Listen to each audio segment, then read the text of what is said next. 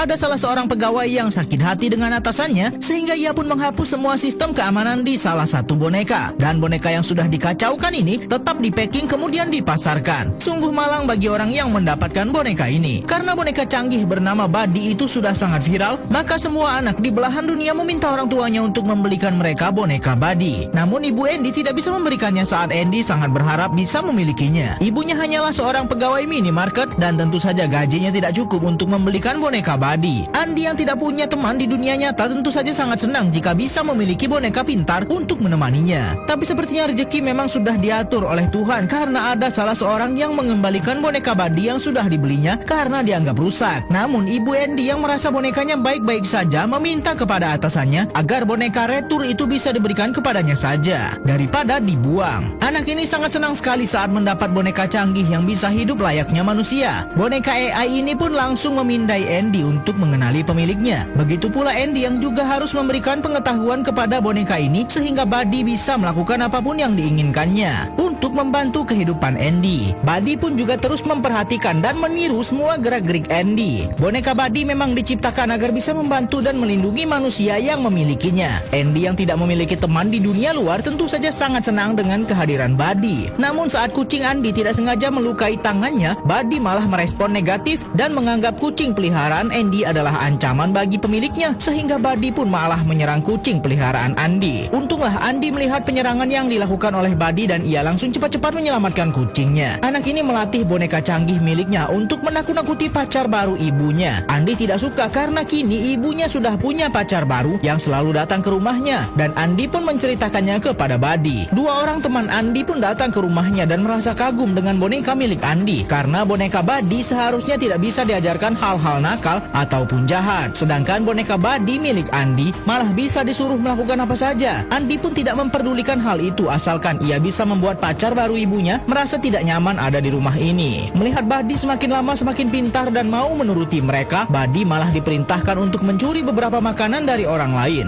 Para anak-anak pun tampak sangat tertarik dengan Buddy, tapi Buddy mulai merasa bahwa kini Andy malah jadi asik sendiri dengan teman-temannya dan mulai melupakannya. Buddy pun merasa cemburu dan diam-diam Buddy mempelajari sesuatu yang mengerikan dari film yang ditonton oleh Andy dan teman-temannya. Tak disangka ternyata Buddy meniru semua adegan televisi kemudian mengambil pisau dan akan menyerang teman-teman Andy. Karena merasa Buddy kini mulai berbahaya, Andy pun mencoba untuk mengurung Buddy di dalam lemari. Namun yang ada hal itu malah membuat Buddy semakin ngamuk dan tak terkendali. Chucky pun tak sengaja melihat kalau pacar baru ibunya Andy sudah berbuat kasar kepada Andy sehingga Chucky sangat marah dan mulai mengganggu pacar ibunya Andy. Chucky pun terlihat seperti merencanakan sesuatu kepada pacar baru ibunya Andy itu. Pria ini ternyata berbohong kepada ibunya Andy. Ternyata ia sudah punya keluarga tapi tetap menjalani hubungan dengan ibunya Andy. Chucky yang kesal dengan pria ini diam-diam mengikutinya dan menyerangnya saat pria ini akan memasang lampu di genteng. Pertarungan yang cukup panjang terjadi dan Chucky pun berhasil menghilangkan nyawa pacar dari ibu majikannya. Dan dengan bangganya, Chucky mengatakan bahwa itu semua perbuatannya. Bukannya senang, Andy pun kembali mengurung Chucky. Andy yang panik pun memanggil teman-temannya dan mereka menyusun rencana untuk memusnahkan Chucky. Andy berpura-pura untuk mengajaknya bermain dan teman-temannya yang lain sudah bersiap untuk melakukan serangan. Setelah Chucky berhasil diamankan, mereka pun langsung menonaktifkannya dan mengambil mesin di dalam tubuh Chucky. Andy pun langsung membuangnya, namun boneka itu malah dipungut oleh petugas kebersihan di apartemen tempat Andy tinggal. Pria ini ternyata cukup ahli dalam teknologi mesin dan ternyata ia malah memperbaiki boneka Chucky yang sangat berbahaya. Tak butuh waktu lama ternyata Chucky berhasil nyala kembali dan Chucky melihat Andy pemilik sebelumnya dari CCTV. Walaupun mesinnya sudah diganti, ternyata Chucky masih menyimpan ingatan dan ia ternyata sangat dendam terhadap Andy dan teman-temannya yang sudah membuang dan menyakitinya. Saat pria yang memperbaikinya ini sedang lengah, Chucky malah menghilang dan mengganggu sistem kelistrikan, kemudian menyakiti orang yang sudah memperbaikinya ini. Setelah berhasil bangkit kembali, Chucky memasukkan dirinya ke dalam box dan menyerahkan dirinya kepada salah satu anak yang tinggal di sekitar rumah Andy. Anak itu pun mengajak Andy ke rumahnya dan memperlihatkan boneka Buddy miliknya. Anak ini mengira ini adalah boneka Buddy yang baru. Melihat boneka Buddy milik temannya ini,